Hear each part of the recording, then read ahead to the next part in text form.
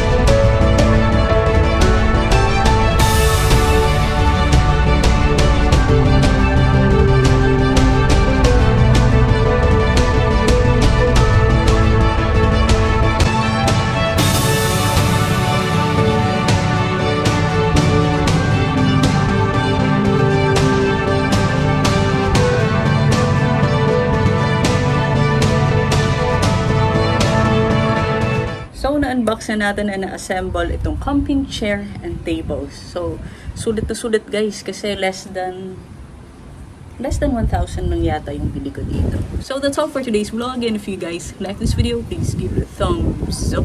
And don't forget to subscribe. See you on the next one. Stay safe guys.